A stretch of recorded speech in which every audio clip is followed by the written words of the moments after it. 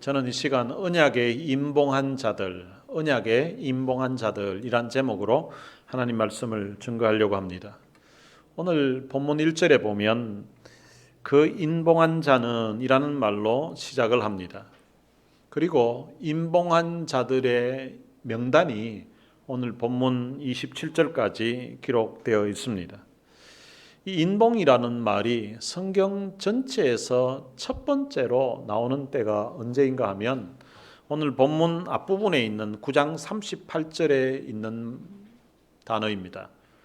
우리가 이 모든 일로 말미암아 이제 견고한 언약을 세워 기록하고 우리의 방백들과 레위 사람들과 제사장들이 다 임봉하니이다 하였느니라. 무엇을 임봉했는가 하면 견고한 언약을 세워 기록하고 임봉했다고 말합니다. 이스라엘 백성들이 하나님 앞에서 견고한 언약을 세웠다는 것입니다. 이 언약이라는 말은 다른 말로 하면 계약이라고 합니다. 고대 근동 지방에서는 계약을 할 때에 계약 당사자끼리 문서를 작성하고 그리고 이 계약이 아주 엄중하고 이 계약을 확실히 지키겠다는 그런 의미로 짐승을 잡아서 반쪽을 쪼개게 됩니다. 양쪽으로 이렇게 쪼개놓고 그리고 계약서 작성한 다음에 계약 당사자가 쪼개진 짐승 사이로 두 사람이 지나갑니다. 이것은 나라 간에도 이제 조약을 맺을 때에 계약을 할 때에 이제 문서를 작성하고 이제 두 왕이 그 쪼개진 짐승 사이로 지나가는 것입니다. 그 의미는 만약에 이 계약을 한쪽에서 파기하게 되면 이 짐승이 쪼개지는 것처럼 나를 이렇게 반 쪼개서 죽여도 괜찮다고. 그러면서 이 계약의 의미가 내가 내 목숨 걸고 이 계약 반드시 내가 지키겠다고 하는 그런 의미로 그렇게 계약을 행했습니다. 창세기 15장에 보면 그 당시 근동 지방에서 행했던 이 계약 방식대로 하나님이 아브라함과 언약을 맺습니다. 아브라함과 언약을 맺는데 짐승을 쪼개 놓고 있습니다. 그런데 아브라함이 쪼개둔 짐승을 이제 향해서 보고 있는데 이제 어두워지면서 횃불이 임하더니 횃불이 그 쪼개진 짐승 사이로 지나갔다고 되어 있습니다. 그 횃불은 바로 하나님을 상징하는 것입니다. 하나님이 이제 그 쪼개진 짐승 사이로 지나갔다는 것입니다. 그 말은 하나님이 아브라함과 언약을 맺으시는데 하나님이 목숨 걸고 책임지겠다는 것입니다. 내가 네게 자손을 주고 네 자손에게 이 땅 가나안 땅을 주겠다고, 다른 말로 쉽게 표현하면 내가 너를 목숨 걸고 사랑하고 그리고 너 자손에게 이 땅까지 주겠다고, 내가 돌보겠다고 하는 하나님의 약속인 것입니다. 하나님이 목숨 걸고 언약을 하셨습니다. 그런데 9장 마지막 부분에서는 이스라엘 백성들의 그 지도자들이 언약을 하고 이제 백성들이 언약을 하고 지도자들이 이제 임봉했다는 것입니다. 백성들이 언약을 했다는 말은 백성들이 마치 창세기에서 하나님이 쪼개진 짐승 사이로 지나가는 것처럼 이스라엘 백성들이 자기들이 하나님을 떠나서 살다가 나라 망하고 그리고 이제 바벨론에서 포로로 생활하다가 본국으로 돌아왔는데 근데 지나온 세월들을 돌아보니까 자기들이 너무 잘못 살은 것을 깨닫게 된 거예요. 그래서 이제는 하나님 말씀대로 살겠습니다. 이제는 철저하게 하나님 섬기면서 살겠습니다. 라는 그런 언약의 표시로 목숨 걸고 저희들이 이 약속을 지키겠습니다. 라고 했다는 것입니다. 그리고 난 다음에 인봉을 하는데 어떤 사람들이 인봉을 했는가 하면 방백들과 레위 사람들과 제사장들이 다 인봉하나이다 라고 말합니다. 이 방백들은 백성들의 정치적인 지도자들입니다. 느헤미야서를 기록했던 느헤미야도 방백 중에 한 사람입니다. 그리고 레위 사람들과 제사장들은 종교적인 지도자들입니다. 그러니까 정치적인 지도자들 그리고 종교적인 지도자들, 백성들을 대표하는 이런 지도자들이 이제 인봉했다는 것입니다. 이 인봉이라는 것은 도장을 찍었다는 것입니다. 이 도장을 찍은 것이 어떤 의미인지 그 시대에 도장을 찍은 그 사건을 우리가 한번 살펴보면 이 도장 찍었다는 의미가 이렇게 중요하다는 것을 우리가 인식할 수가 있습니다. 다니엘서에 보면 나오는데요. 다니엘서 6장 8절에 보면 그런즉 왕이여 원하건대 검령을 세우시고 그 조서에 왕의 도장을 찍어 메대와 바사의 고치지 아니하는 규례를 따라 그것을 다시 고치지 못하게 하옵소서. 그러니까 이 인봉하는 도장을 찍는 제도가 어디에서 나왔는가 하면 바사와 메대와 바사에서 왔다는 거예요. 오늘 본문에 나오는 이 이스라엘 백성들은 메대와 바사에서 포로 생활하다가 온 사람들입니다. 이 메대와 바사는 바벨론을 점령한 나라입니다. 그러니까 바벨론의 포로로 잡혀갔었는데 근데 그 나라를 메대와 바사가 점령한 거예요. 그러니까 점령했으니까 거기에서 이제 이스라엘 백성들이 살다가 바사의 왕 고레스가 본국으로 돌아가라고 했기 때문에 온 거예요. 오늘 본문은 그 후손들입니다. 그러니까 지금 도장을 찍는 이 메대와 바사의 그 제도가 어떤 것인지를 본문에 있는 사람들이 알고 있다는 것입니다. 이 도장을 한번 찍으면 고치지 못한다는 것입니다. 왕이 어떤 법령을 제안하고 거기에 왕의 도장을 찍게 되면 이것은 고치지 못한다는 것입니다. 어느 정도 고치지 못하는가 하면 6장 9절에 보면 이에 다리오 왕이 조서에 왕의 도장을 찍어 검령을 내니라. 그리고 다리오 왕이 도장을 찍었다는 것입니다. 그런데 10절에 보면 다니엘이 이 조서에 왕의 도장이 찍힌 것을 알고도 자기 집에 돌아가서는 윗방에 올라가 예루살렘으로 향한 창문을 열고 전에 하던 대로 하루 3번씩 무릎을 꿇고 기도하며 그의 하나님께 감사하였더라. 이 다니엘이 왕의 조서에 도장이 찍힌 것을 알았다는 것입니다. 우리가 어떤 때는 중요한 법령인데 그것을 모르고 행하는 경우가 있습니다. 그런데 다니엘은 왕이 도장을 찍으면 그것이 얼마나 중요한지 한번 찍었다고 하면 이것은 바꿀 수가 없다는 사실을 다니엘이 알고도 그가 했던 내용이 무엇인가 하면 자기 집에 돌아갔다고 합니다. 자기 집에 돌아가서 뭘 하려고 하는가 하면 기도를 한 것입니다. 검령의 내용이 보면 이제부터 30일 동안에는 누구든지 왕예의 어떤 신에게나 사람에게 구하면 사자굴에 던져 넣는다는 것이 다리오 왕이 도장을 찍었던 그 검령의 내용이에요. 이 구한다는 것은 기도한다는 것입니다. 그러니까 다리오 왕 외에 어떤 신이나 어떤 사람에게 기도하게 되면 사자굴에 던져 넣는다는 것입니다. 그런데 그것을 다니엘이 알았다는 것입니다. 그런데 알았음에도 불구하고 자기 집에 돌아갔다는 거예요.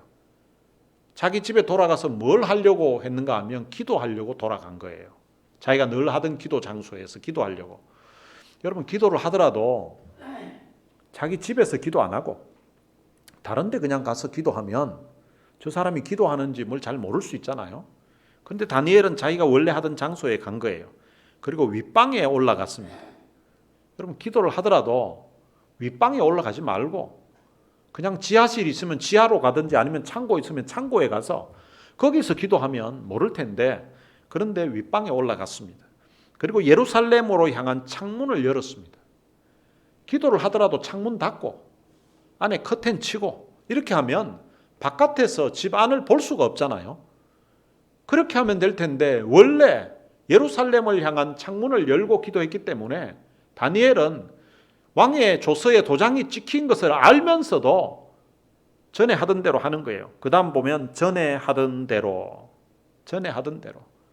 원래 자기가 기도했던 그 장소에 원래 창문을 열고 하던 그대로 전에 하던 대로 했다는 거예요. 그리고 하루 3번씩 여러분 기도도요 하루 3번 하던 걸 검령이 있으면 줄여가지고 하루 1번만 하든지 아니면은 요게 계속 앞으로 영원히 기도하지 말라는 게 아니에요. 30일 동안만 유효한 거예요. 30일 지나면 하루에 뭐 3번이 아니라 30번을 기도해도 문제가 안 돼. 그렇다면 그 날을 피하면 될 것 같은데 다니엘은 그렇게 하지 않고 전에 하던 대로, 전에 하루에 3번씩 기도했기 때문에 전에 하던 대로 하루 3번씩, 그리고 무릎을 꿇고 기도했다고 합니다. 여러분들은 기도할 때 늘 무릎을 꿇습니까? 우리 교회 와서 기도할 때도 다 무릎 꿇는 건 아니잖아요. 저는 이제 새벽 기도 설교 끝나고 나면 새벽 기도할 때 제가 무릎을 꿇고 합니다.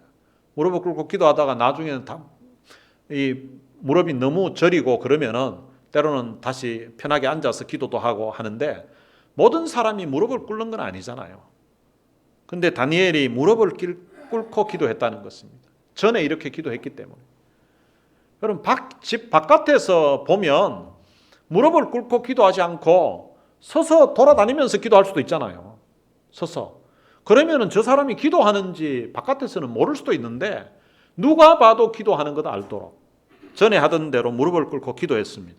근데 그 다음 내용이 보면 그의 하나님께 감사하였더라고 합니다. 지금 30일 안에, 지금 암이 걸려가지고 지금 일주일 안에 죽는다고 뭐 이러면은 어차피 사자굴에 들어가서 죽는 거나 암이 걸려서 죽는 거나 마찬가지잖아요. 그러면 2판 4판이다 하고 그냥 막 기도해서 하나님이 살려주시면 사는 거고, 그리고 기도하는 것은 발각만 안 되면 뭐 괜찮은 거고, 이렇게 해가지고 기도할 수 있는데, 그런데 다니엘은 지금 당장 죽을 뭐 병이 걸린 것도 아니고 지금 당장 죽을 것 같은 그런 위험한 상황이 생긴 것도 아닌데 30일 안에 기도하면 사자굴에 던져 넣는다고 하는데, 그런데 그가 기도했던 기도 제목이 보니까 그의 하나님께 감사했다는 거예요. 아니 도대체 얼마나 감사했길래 기도하면 사자굴에 던져 넣어가지고 죽인다고 하는데도, 근데 하나님 앞에 감사 기도를 하려고 목숨 걸었다는 거예요. 다니엘은 10대 때에 나라가 망한 광경을 보았습니다. 그리고 10대 때에 그가 포로로 바벨론으로 끌려왔습니다. 10대 때부터 이 다니엘서 6장에서 기도할 무렵에는 거의 나이가 한 80 정도 됐습니다. 80의 고령이에요. 지나간 6, 70년을 하나님이 자기를 돌봐주신 거예요. 나라 망하고 포로로 끌려와서 내 인생 어떻게 되나 이렇게 생각하면서 지내왔는데, 근데 그 전능하신 하나님이 포로 생활하는 가운데서도 하나님이 자기를 지켜주신 거예요. 자기를 돌봐주신 거예요. 그 은혜를 생각하니까 내가 오늘 마지막으로 내 생에 감사 기도를 하다가 죽더라도 내 인생 억울할 게 없고, 오늘 내가 감사 기도하다가 내일 사자굴에 던져져서 죽는다 할지라도 내 인생 하나님 앞에 손해본 것 없다고 생각한 거예요. 그래서 그는 목숨 걸고 하나님 앞에 기도한 것입니다. 그런데 이 기도하는 광경을, 이렇게 하는 걸 신고하고 이렇게 하는 걸로 인해 가지고 이 다니엘을 죽이려고 작정했던 다른 총리 2사람하고 다른 지도자들이 숨어서 본 거예요. 다니엘이 기도하는 모습을 이제 발견하고 12절에 보면 이렇게 말합니다. 이에 그들이 나아가서 왕의 검령에 관하여 왕께 아뢰되, 왕이여, 왕이 이미 검령에 왕의 도장을 찍어서 이제부터 30일 동안에는 누구든지 왕 외의 어떤 신에게나 사람에게 구하면 사자굴에 던져 넣기로 하지 아니하였나이까. 왕이 도장 찍었던 그 내용, 그리고 도장 찍었던 그 사실을 이제 왕에게 말씀드리는 것입니다. 왕이요, 왕이 도장 찍은 것 기억하시죠? 그러니까 왕이 대답을 합니다. 이르되 이 일이 확실하니 메대와 바사에 고치지 못하는 규례니라 하는지라. 그러니까 왕도 자기가 도장 찍었는 거, 찍으면 못 고친다는 거 내가 알고 있다고 그렇게 답변을 한 것입니다. 13절에 보면 그들이 왕 앞에서 말하여 이르되, 왕이여, 사로잡혀온 유다 자손 중에 다니엘이 왕과 왕의 도장이 찍힌 검령을 존중하지 아니하고 하루 3번씩 기도하나이다. 다니엘이 왕의 그 도장 찍었던 그 검령을 어기고 하루 3번씩 기도합니다. 그랬더니 왕이 이 말을 듣고 그로 말미암아 심히 근심하여 다니엘을 구원하려고 마음을 쓰며 그를 건져내려고 힘을 다하다가 해질 때에 이르렀다고 그렇게 말합니다. 왕이 자기가 도장을 찍었는데 근데 다니엘을 죽이고 싶은 생각이 없는 거예요. 그래서 이 다니엘을 어떻게 살릴 수 있을까? 힘을 쓰고 머리를 쓰고 생각을 해봤는데 방법이 없는 거예요. 방법이. 그래서 해가 질 때가 이르렀다는 것입니다. 여러분, 도장을 찍고 나니까 왕도 어떻게 못한다는 거예요. 왕이 자기 도장 찍었어요. 그 나라의 최고의 통치권자입니다. 그 위에 아무도 없습니다.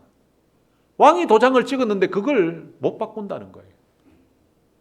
그래서 15절에 보면 그 무리들이 또 모여 왕에게로 나와서 왕께 말하되 왕이여 메대와 바사의 규례를 아시거니와 왕께서 세우신 검령과 법도는 고치지 못할 것이니이다. 지금 다니엘서 6장에 계속해서 도장 찍었다 고치지 못한다. 이게 계속 반복되는 거예요.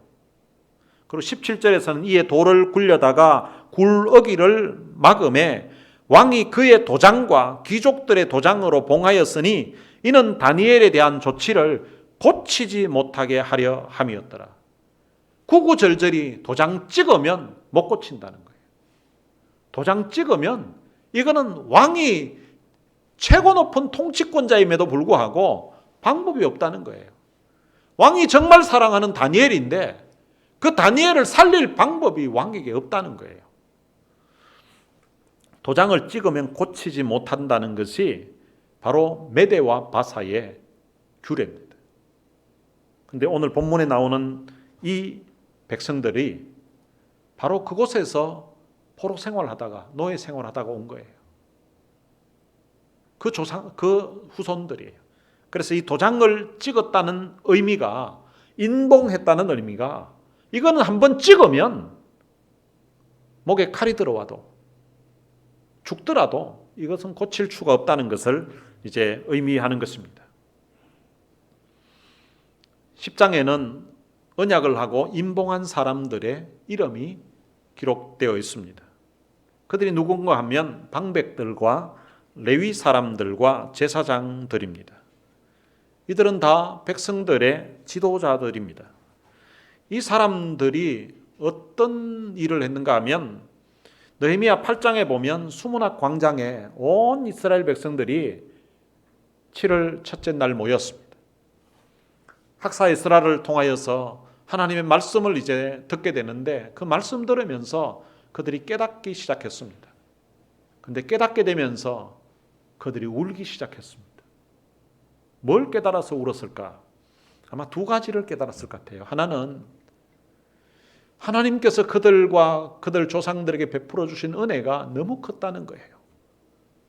출애굽에서부터 광야 그리고 가나안 그리고 참 나라 망해서 포로 생활하면서까지 그리고 다시 돌아올 수 있었던 이 상황까지 보니까 하나님께서 그들 조상들에게 이스라엘에게 베풀어 주셨던 은혜가 너무 크고 놀라웠다는 거예요. 그리고 또 한 가지는 그런 엄청난 하나님의 은혜 속에 하나님의 축복 속에 자기 조상들과 자기들이 살았는데 그런데 자기 조상들과 자기들이 하나님 앞에 잘못 살았다는 것을 깨닫게 되었습니다. 그런 하나님의 은혜를 입었음에도 불구하고 그들이 잘못 살았다는 거예요. 그걸 깨닫게 되면서 백성들이 울기 시작했습니다. 그런데 한두 사람 운 것이 아니라 모든 백성들이 다 울었다고 합니다. 그런데 백성들이 다 울고 있을 그때에 이 오늘 본문에 임봉했던 이 사람들이 백성들의 지도자들인데요. 이 사람들이 그때 당시 한 일이 있습니다. 뭔가 하면 백성들에게 돌아다니면서 백성들에게 울지 말라고 오늘은 여호와의 성일이니까 오늘 울지 말라고. 백성들이 울고 있는 모습을 보니까 울고 있는데 지금 식사 시간이 되었는데도 계속 울고 있는 거예요. 그런데 그 중에는 이제 음식도 못 가지고 온 사람들도 있는 거예요. 저런 사람 저거 제대로 먹지도 않고 계속 울다가는 오늘 허기져서 집에 어떻게 돌아가나 생각하면서 이 백성들의 지도자들이 그 백성들 돌아다니면서 울지 말라고, 오늘은 여호와의 성일이니까 오늘은 기뻐하라고, 울지 말라고, 그러면서 음식 못 가져온 사람들은 음식을 또 그들에게 나누어 줍니다. 그래서 같이 먹도록 합니다. 여러분, 이 지도자들은 말씀 들을 때에 그들은 깨달음이 없었겠습니까? 어쩌면 백성들보다 더 깨달음이 더 강하고 더 확실했을 수도 있습니다. 여러분, 그렇다면 백성들도 울었지만 이 지도자들은 더 울고 싶었을 거예요. 자기들도 눈물이 막 나는데, 자기들도 하나님이 받은 은혜가 너무 크고, 그리고 하나님 앞에 자기들이 이래 지도자로 시험을 받았는데도 잘못 살았던 그 모습 돌아보면서 자기들도 울고 싶은데, 근데 그 제대로 울지도 못한 거예요. 예를 들면 이런 것과 같습니다. 집안에 너무 큰 슬픔이 찾아왔습니다. 너무나 참 자상하던 남편이 너무나 참 인자한 그 아버지가 갑자기 돌아가신 거예요. 그러니까 부인도 울고 있고 자식들도 울고 있는데, 자식들이 아빠 죽었다고, 아빠 돌아가셨다고 너무 슬퍼하면서 울고 있는 거예요. 식사 시간이 지났는데 자식들은 먹지도 못하고 있는 거예요. 그러니까 엄마가 자기도 너무 참 좋아하고 너무 사랑하던 남편이 죽어서 자기도 너무 마음이 아프고 자기도 울고 싶은데, 아이들이 제대로 먹지도 못하고 울고 있으니까 아이들 다독거린다고 애들 보고 너무 울지 말라고, 너무 울지 말라고, 그러면서 또 아이들이 제대로 먹지도 못했으니까 아이들 먹을 걸 챙겨줍니다.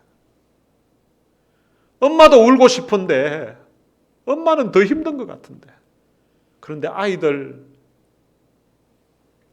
슬픔을 달래주고 위로한다고, 아이들 먹을 것 챙겨준다고 엄마는 제대로 울지도 못한 거예요.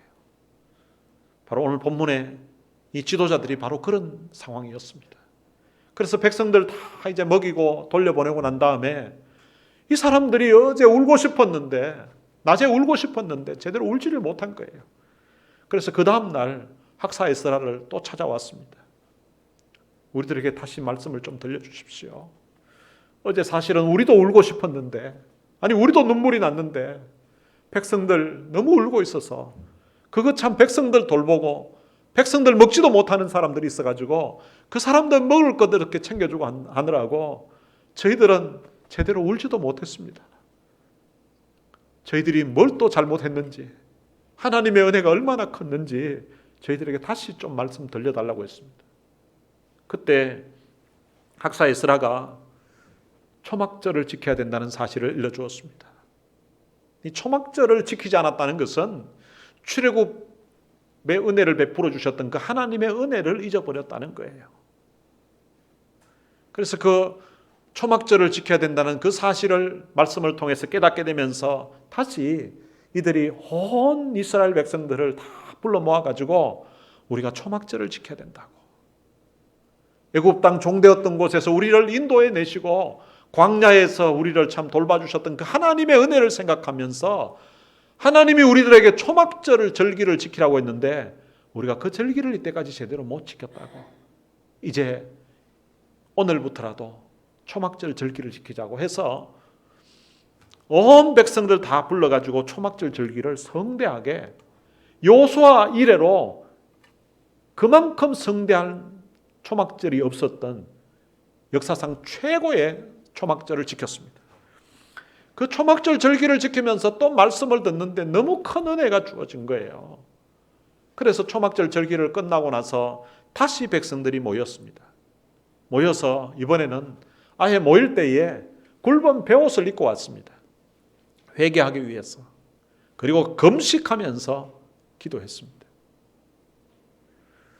그리고 하나님 앞에 지금까지 받았던 그 은혜를 기록하고, 그리고 그 하나님의 은혜에도 불구하고, 은혜가 있었음에도 불구하고 하나님의 은혜를 저버리고 살았던 자기들의 죄를 또 낱낱이 또 고백합니다.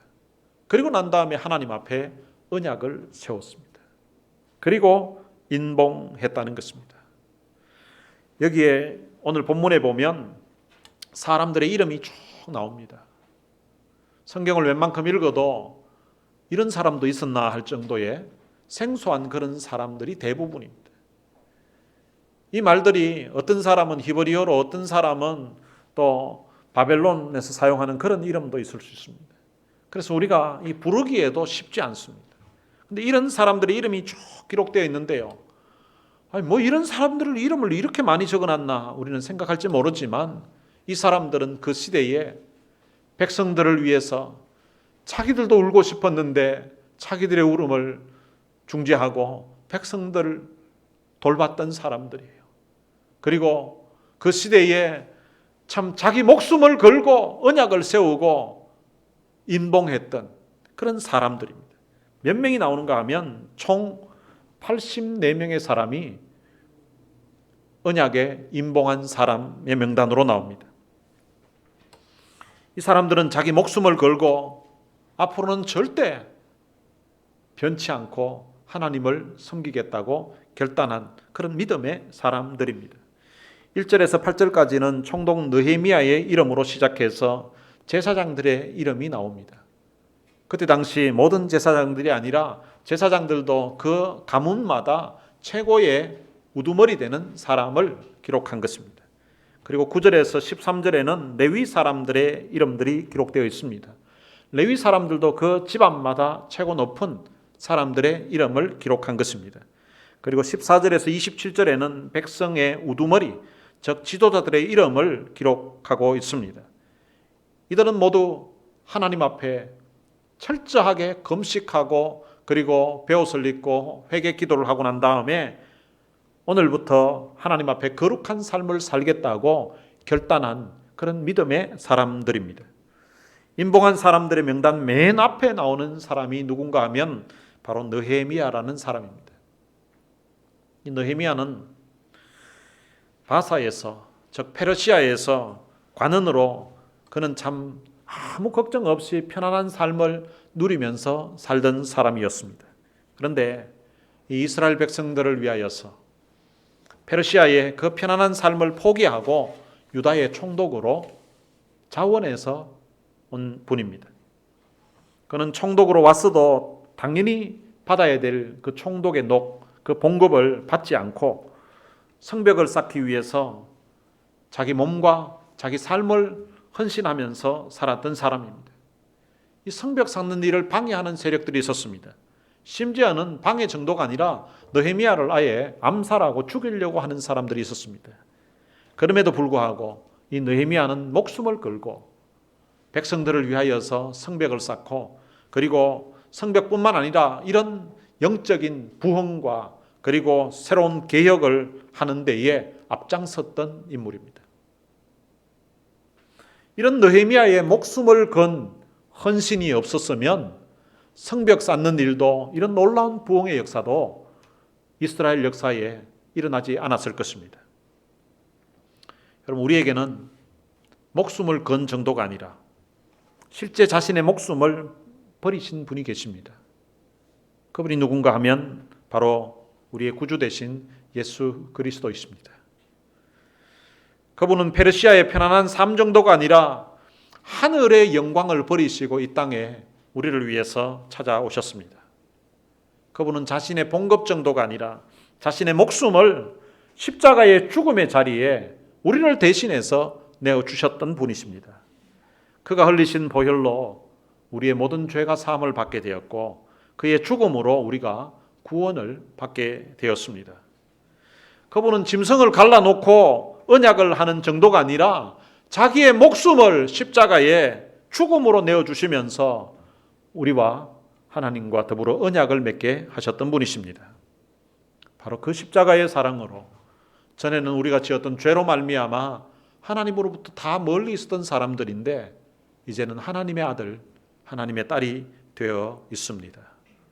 저는 오늘 본문에 나오는 목숨을 걸고 인봉했던 느헤미야를 비롯한 이 지도자들의 모습을 보면서 목숨을 건 정도가 아니라 나 같은 죄인을 구원하시기 위해서 자신의 목숨을 친히 십자가의 자리에 내어주셨던 그 예수님이 생각이 났습니다. 그 예수님의 사랑, 예수님의 그 십자가의 은혜가 없었다면 오늘 나와 여러분들은 하나님 앞에 설 수 없는 존재들입니다. 이 십자가의 사랑에 감격해서 우리도 하나님 앞에 오늘 변하지 않는, 오늘 본문에 임봉하고 있는 이 사람들처럼 우리도 하나님 앞에 변하지 않는 그런 약속으로 임봉을 했으면 좋겠습니다. 여러분, 사실은 우리는 다 목숨을 건 그런 약속을 한 사람들입니다. 혹시 나는 신앙생활하면서 내가 목숨을 걸고 하나님 앞에 약속한 적은 없는 것 같은데 이렇게 생각하시는 분들도 아마 있을 것입니다.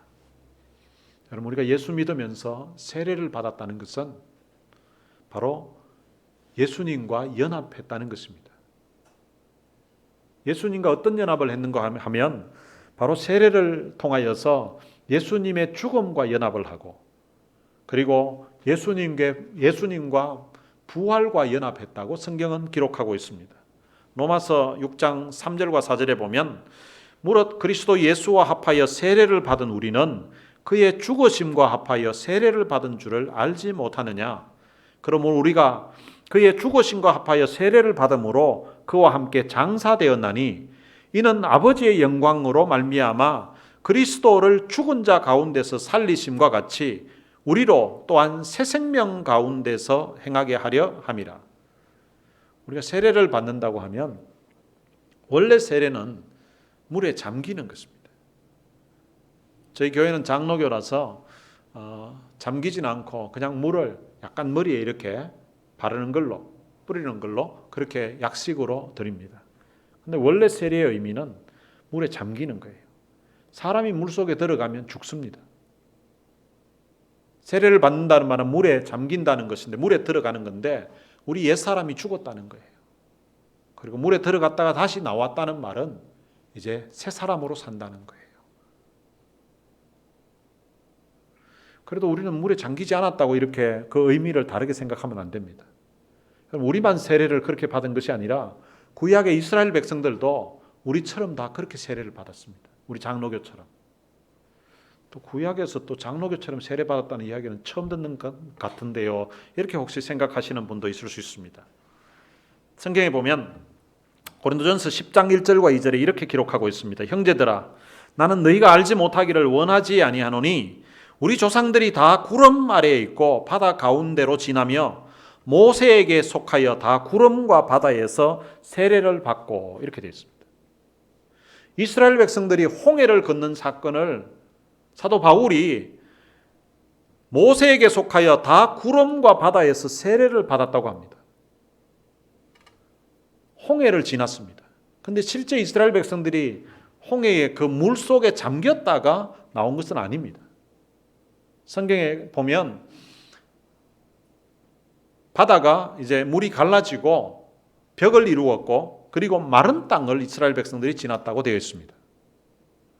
마른 땅을 지났기 때문에 우리 세례로 표현한다면 물에 푹 빠졌다가 이렇게 건너간 게 아니라 우리 장로교에서 약식으로 세례 주는 것처럼 그냥 물이 조금 튀기든지 하는 그 수준으로 그냥 지나간 거예요. 그런데 세례를 받았다고 하는 거예요. 그 세례의 의미가 이스라엘 백성들이 애굽 땅에서 있던 그 옛사람은 죽었다는 거예요. 그리고 홍해를 지나서 이제 건너편으로 광야로 나올 때에는 새 사람으로 나왔다는 것입니다. 홍해를 건너는데 마른 땅을 건넜기 때문에 이 사람들은 아무 두려움 없이 건넜다고 이렇게 생각하기는 어렵습니다. 왜냐하면 홍해가 자기들 눈앞에 이게 갈라지고 벽을 이루었습니다. 그럼 저희들이 가까운 여기 레돈도 비치 있는데요. 만약에 레돈도 비치 바닷가에 구경을 갔는데 마치 홍해가 갈라지는 것처럼 우리 눈앞에 이게 만약에 물이 쫙 갈라져 가지고 벽을 이루고 있습니다. 물이 벽을 이루고 있는데 그 높이가 우리 키를 훨씬 넘는 그런 엄청난 벽을 이루고 있습니다. 너무나 놀라운 광경이 우리 눈앞에 펼쳐졌을 때에 혹시 여러분 이스라엘 백성들이 홍해를 마른 땅을 건너가는 것처럼 그 땅을 한번 건너가 보고 싶은 분이 있으십니까? 아니, 건너갈 자신이 있는 분이 있습니까? 그 길이 만약에 한 100m 이상 될 때. 보통 심장 가지고는 못 지나갑니다. 왜냐하면 물이 벽을 이루고 있는데 이게 언제 원위치로 될지를 모르기 때문입니다. 원위치로 되면 이 원위치 되는 속력이 있기 때문에 수영을 웬만큼 잘해도 거기에서 살아날 재간이 없는 거예요. 이스라엘 백성들이 지나고 난 다음에 바로의 군대가 물이 원위치로 되면서 다 죽었다고 성경은 말씀하고 있습니다. 여러분, 군인들이 수영을 못했겠습니까? 웬만큼 수영을 잘해도 파도가 몰아치면 수영 잘하는 것은 소용이 없어요. 자기 힘으로 안 된다는 것입니다. 이스라엘 백성들이 홍해가 갈라졌을 때에 자 이제 건너가라고 했을 때에 그냥 편안한 마음으로 건너갈 수 있는 사람이 몇 사람이 있었을까? 제가 생각하기에는 없을 것 같아요. 그런데 그들이 어떻게 건넜는가? 뒤에 바로의 군대 때문에 건넌 거예요.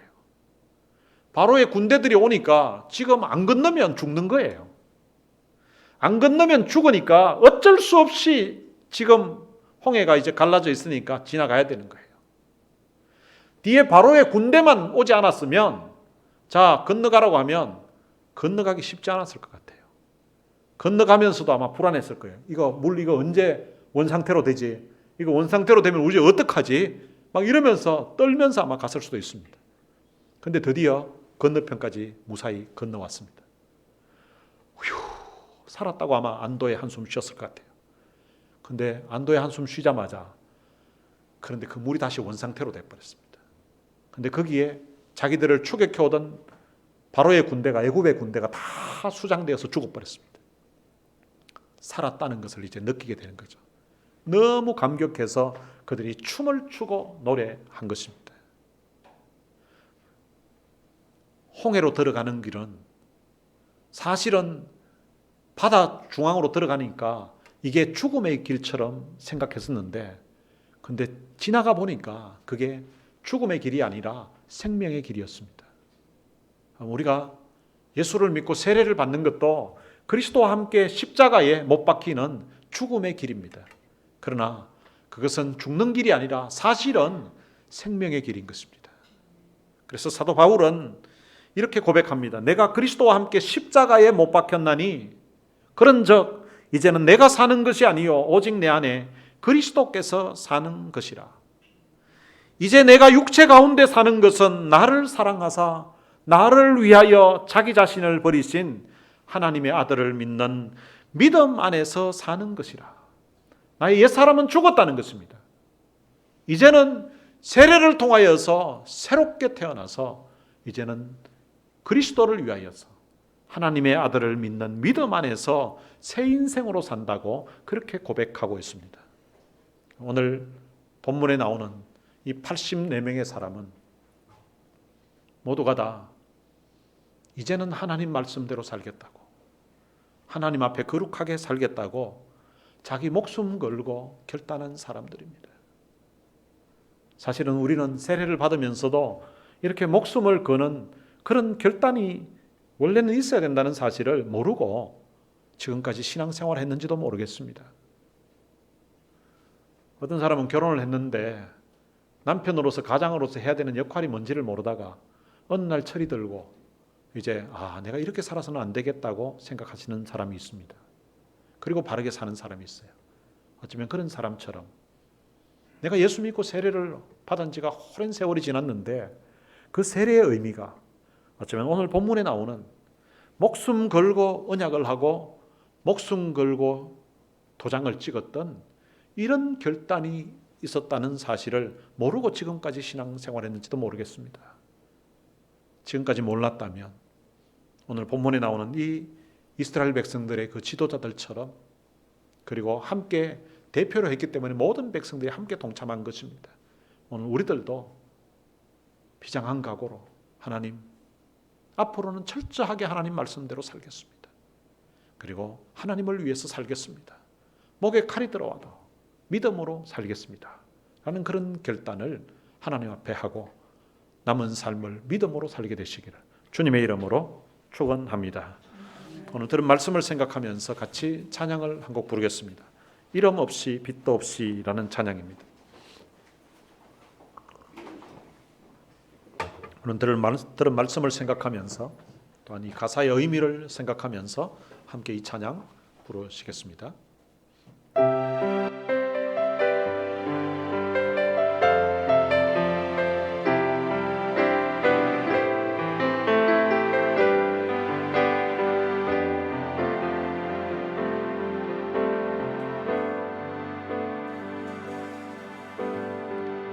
하나님을 따른다는 것이 너무 힘들고 고통의 길이라 해도 돌아서지 않겠네. 주님 십자가 날 위해 지셨듯이 하나님을 따른다는 것이 때론 핍박과 조롱을 당한다 해도 멈춰서지 않겠네. 성이 날 위해 가셨듯이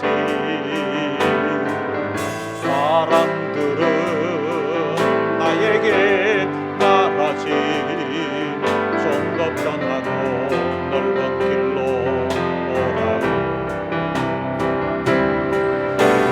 하지만 난 그들에게 말하지 이 길만이 생명의 길이라고.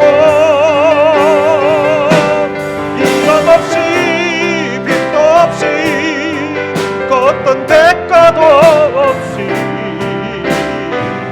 나에게 주어진 이 길만 걸어가겠소. 만일 주께 나의 생명 지금 필요하다면 이 자리에 죽어지는 것이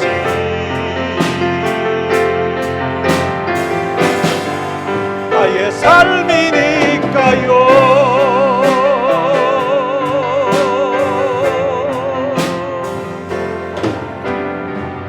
하나님을 따른다는 것이 너무 힘들고 고통의 길이라 해도 돌아서지 않겠네. 주님 십자가 날 위해 지셨듯이 하나님을 따른다는 것이 때론 핍박과 조롱을 당한다 해도 멈춰서지 않겠네. 주님 갈보리 날 위해 가셨듯이 사람들은 나에게 말하지 좀 더 편하고 넓은 길로 오라고. 하지만 난 그들에게 말하지 이 길만이 생명의 길이라고. 미련 없이 빚도 없이 그 어떤 대가도 없이 나에게 주어진 이 길만 걸어가겠소. 만일 주께 나의 생명 지금 필요하다면 이 자리에 죽어지는 것이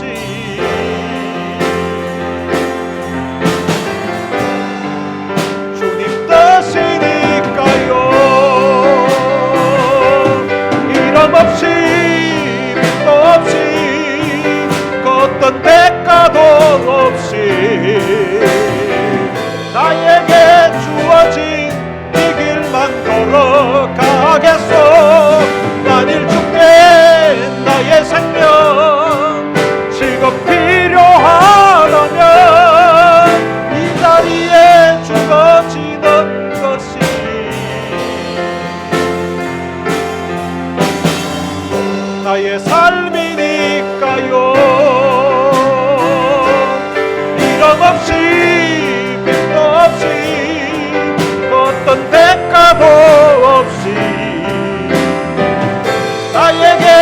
주어진 이 길만 걸어가겠소.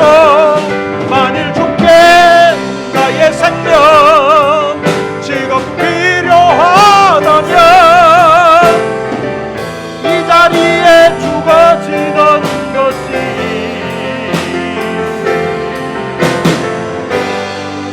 주님 뜻이니까요.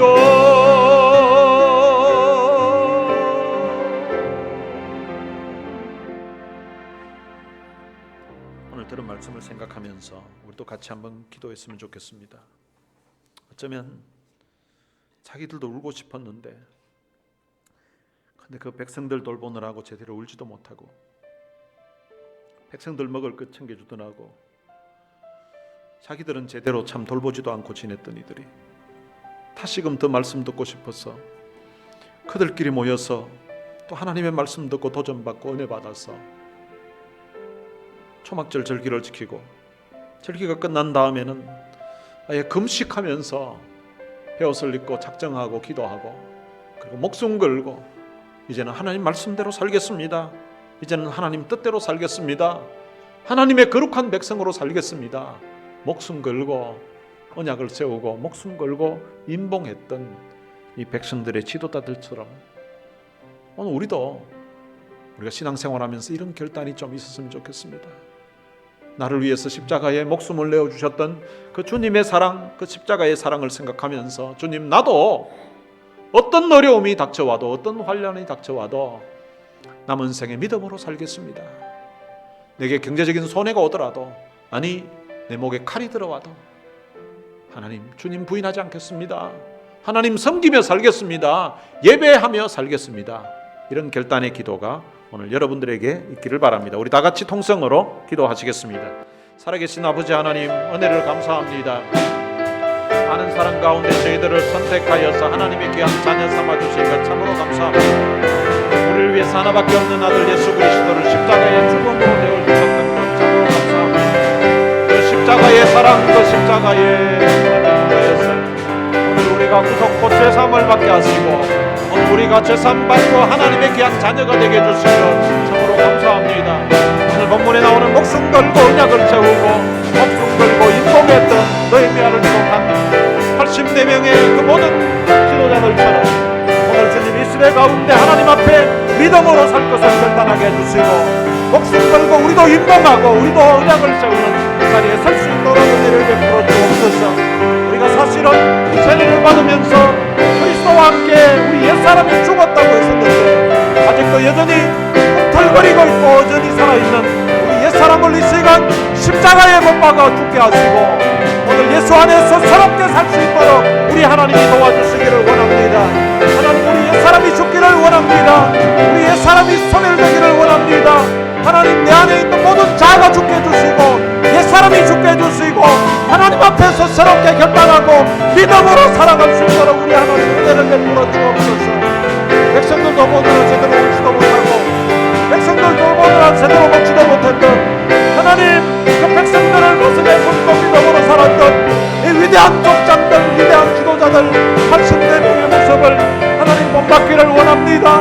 느헤미야와 같이 우리 주님과 같이 정말로 주님 고난의 길 때로는 십자가의 길 하나님을 믿는다는 것이 하나님을 따른다는 것이 때로는 고난과 핍박이 있고 때로는 조롱과 어려움이 닿지라도 하나님이여 정말로 믿음으로 살려주시고 결단하고 하나님 앞에 바르게 살아가는 저들의 삶이 될 수 있도록 우리 하나님 도와주시기를 원합니다.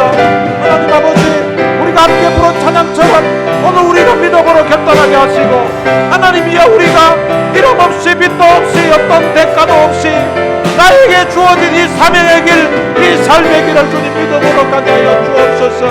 자비하신 아버지 하나님 오늘 교회의 책분자로 부름을 받고 교회의 지도자로 부름을 받은 이들에게 하나님 은혜를 주시고 하나님이 본문에 나오는 사람들이 비장한 각오로 언약을 세우고 하나님 앞에 임봉했던 것처럼 하나님 우리도 이런 주님 코로나 시대에 하나님 믿음을 지키기 어려운 이 시대에 하나님 우리도 결단하게 하시고 다니엘이 왕의 조서에 도장이 찍힌 것을 알면서도 하나님 전에 하던 대로 예루살렘을 향한 창문을 열고 하나님 창문을 열고 하나님 앞에 하루 3번씩 무릎 꿇고 기도했던 이 다니엘처럼 오늘 우리들에게도 하나님 전에 하던 대로 우리 하나님 앞에 현장에 모여서 하나님 우리의 마음을 드리고 우리의 삶을 드려서 하나님 앞에 부르짖으며 기도하게 하시고 하나님 앞에 예배할 수 있도록 우리 하나님 도와주시기를 원합니다.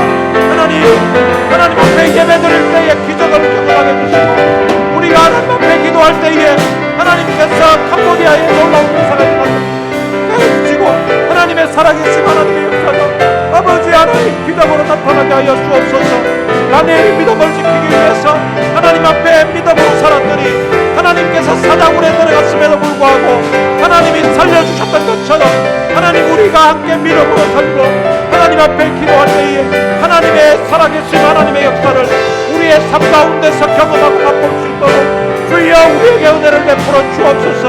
하나님 특별히 캄보디아에서 믿음으로 살기를 원하고 즐거움을 주 앞에 지날 수 있었다는 특별히 주님이 축복해 주시고 하나님 그곳에도 하나님의 역사가 나타나게 해주시고 하나님 앞에 비장한 각오로 하나님 인봉하고 결단할 수 있도록 우리 하나님 은혜를 베풀어 주옵소서.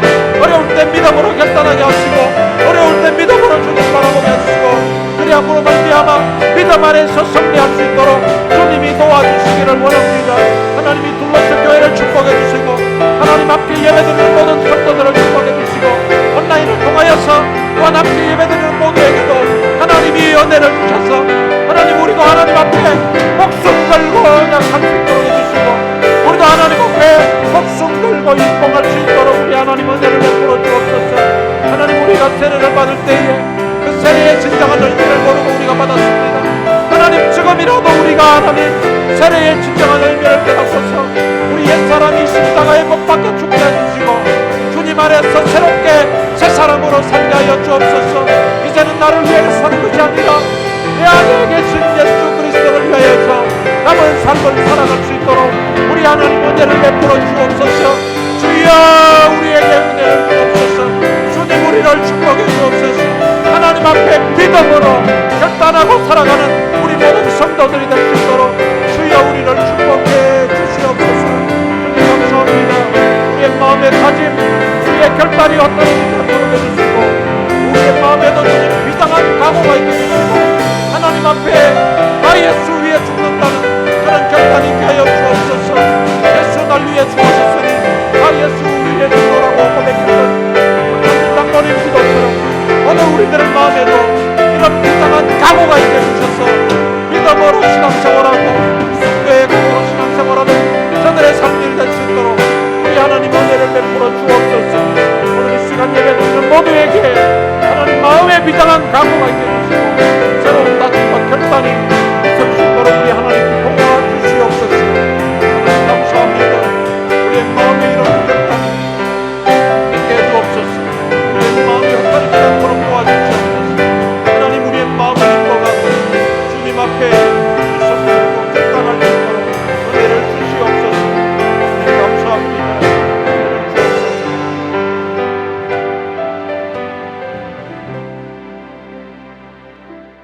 하나님 아버지 은혜를 감사합니다. 목숨을 건 정도가 아니라 우리를 위해서 친히 자신의 생명을 십자가에 내어주셨던 그 주님의 놀라우신 사랑과 희생, 헌신을 통하여서 우리가 죄사함을 받게 하시고 우리가 하나님의 귀한 자녀가 되게 해주신 것 참으로 감사합니다. 예수 날 위해 죽으셨으니 나 또한 예수 위에 죽겠다는 그런 결단과 각오가 오늘 우리의 심령에 있게 하여 주옵소서. 우리 주 예수 그리스도의 은혜와 하나님의 무한하신 사랑과 성령님의 위로교통 충만하심이 주님께 받은 그 귀한 사랑, 귀한 은혜를 생각하며 우리도 목숨 걸고 언약을 세우고 목숨 걸고 임봉하는 그런 마음으로 결단으로 남은 삶을 살기로 마음에 다짐하는 주의 귀한 자녀들 머리 위에 이제로부터 영원토록 함께 있을지어다. 아멘.